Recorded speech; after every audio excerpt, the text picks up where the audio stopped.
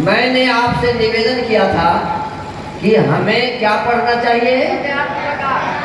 इसी का नाम है सत्यार्थ प्रकाश। महर्षि दयानंद सरस्वती जी ने इस अमर ग्रंथ सत्यार्थ प्रकाश को लिखा है और इस ग्रंथ में उन्होंने 14 समुल्लास लिखे हैं। कितने?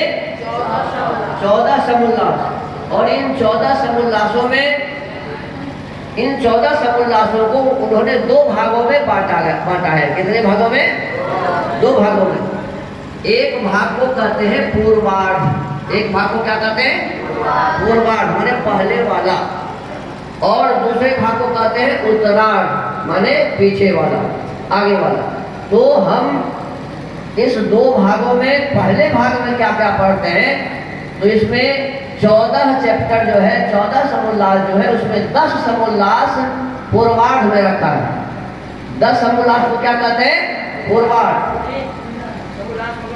समुल्लास का मतलब मैं कल बोला था, समुल्लास का मतलब जिसे आप चैप्टर कहते हैं, आप अध्याय जिसे कहते हैं, पहला अध्याय, दूसरा अध्याय, तीसरा अध्याय, ऐसा होता है। तो इसमें अध्याय को लिखा है समुल्लास। इसमें क्या होता है, पहला समुल्लास पढ़ लिया तो दूसरों को पढ़ने की इच्छा अपने आप होने लगती है, इसीलिए उल्लास बढ़ता है ना, माने खुशी होती है और आगे पढ़ने की इच्छा मन में बनती है। इसीलिए स्वामी जी ने इसका नाम क्या लिखा? समुल्लास। समुल्लास का मतलब चैप्टर, समझ गए ना। तो पहला समुल्लास है, उसमें लिखा है, प्रथम समुल्लास में ईश्वर के ओंकारादि नामों की व्याख्या। ईश्वर के कितने नाम हो सकते हैं, जब इसको आप पढ़ेंगे तो पता चल जाएगा। ईश्वर के बहुत सारे नाम हैं और सब नामों में एक नाम ऐसा है जिसको कहते हैं ओम। ये ओम परमात्मा का मुख्य नाम है, परमात्मा का मुख्य नाम है। जैसे आप में से जितने भी बच्चे हैं सबका अलग अलग नाम है।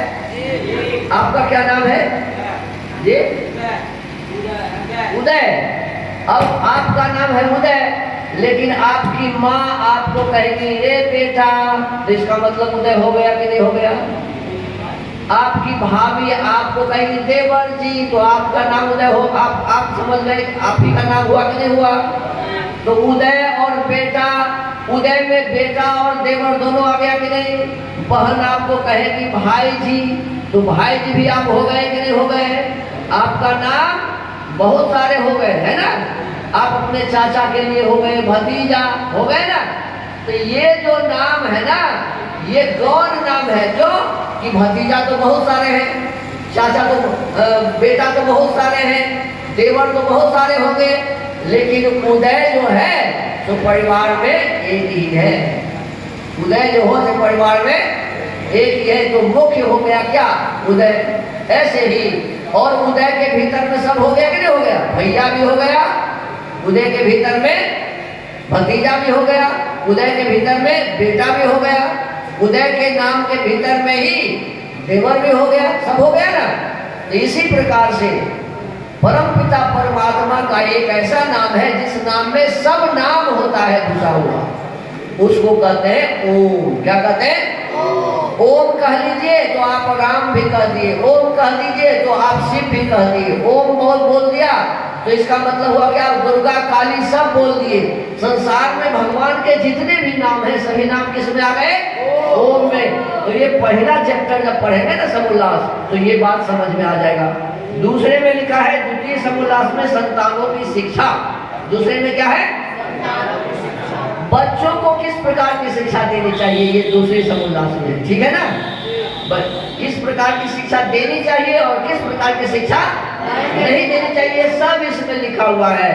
अब देखो, एक माँ थी, एक क्या थी? उस माँ का नाम था शकुंतला। क्या नाम था? शकुंतला। शकुंतला के गर्भ में संतान था। क्या था? संतान था। तो जब आकाश में मेघ लगता था ना, तो वो जब बिजली चमकती थी और मेघ गरजता था, तो जोर से चिल्ला के बोलती थी, है मेघ तू ऐसे मत गरज। क्या कहती थी? तू ऐसे मत गरज। क्यों? तो तू जो गरजता है तो मेरे गर्भ में जो संतान है इसे हो रहा है सामने शेर आ गया है। क्या क्या क्या हो रहा है?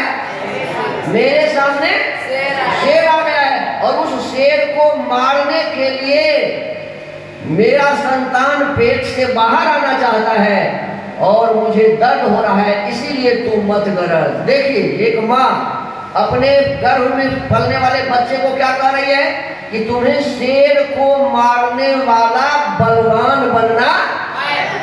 अब एक माँ ऐसे भी हो सकती है, मेरे तुम मत गरज, मेरे बच्चा को डर हो रहा है ना, ये अभी तो कर सकती है, तो इससे बच्चा डरपोक हो जाएगा। बच्चा क्या हो जाएगा?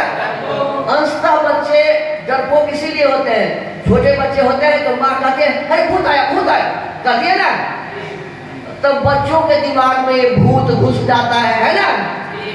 भूत न कहीं से आता है और न कहीं जाता है। भूत तो होता ही नहीं, भूत का मतलब बीते हुए काल को भूत काल कहते हैं, जो बीत गया सो भूत हो गया, यही ना है।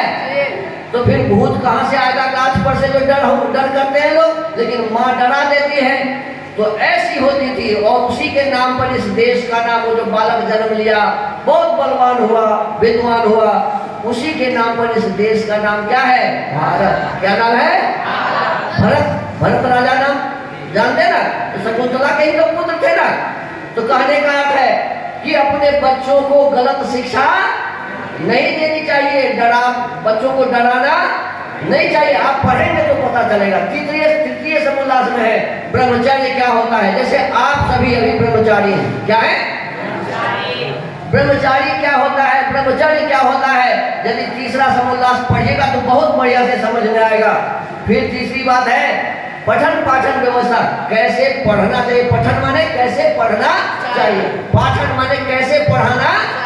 इसका मतलब ये गुरुजी के लिए भी जरूरी है पढ़ना, है ना, तब तो पढ़ाएंगे ठीक से, और बच्चों के लिए भी जरूरी है पढ़ना, तब तो ठीक से पढ़ेंगे। तो पठन पाठन कैसे करनी है ये लिखा हुआ है। फिर सत्यासत्य ग्रंथों के नाम, कौन से ग्रंथ सही है और कौन सा ग्रंथ गलत है, इसकी बड़ी विस्तृत व्याख्या इसमें लिखी है। और पढ़ने पढ़ाने की रीति का मतलब है व्यवस्था अलग होता है और रीति अलग है। पढ़ने लिखने की व्यवस्था में बच्चों को कैसे रखना चाहिए, कैसे खिलाना चाहिए, कैसे कपड़े पहनाने चाहिए, कैसे जगह पर बैठाने चाहिए, ये हो गया व्यवस्था, है ना। और पढ़ने पढ़ाने की रीति है कि बच्चों को जब हम पढ़ा रहे हैं तो पढ़ाते समय बच्चों को कैसे पढ़ाया जाए कि बच्चों में प्रसन्नता भी हो और बच्चे हमारी बात को सीख भी ले, ये है रीति। तो पढ़ने पढ़ाने की रीति भी इसमें सिखाई गई है। फिर चौथा समोल्लास में कहते हैं विवाह और गृहाश्रम। चौथा समोल्लास में क्या कहते हैं? कितने उम्र में विवाह करने चाहिए, इसको पढ़ने से पता चलेगा। कैसे लोगों के साथ विवाह करने चाहिए।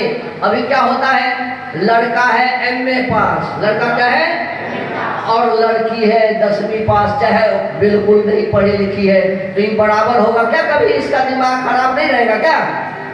बराबर कभी होगा ही नहीं। तो इसलिए कैसे लोगों के साथ विवाह करना चाहिए और परिवार में कैसे रहना चाहिए बताया हुआ है। फिर इसमें लिखा है पंचम समोल्लास में वानप्रस्थ और संन्यासाश्रम। मैं बताया था आपको कि बाबा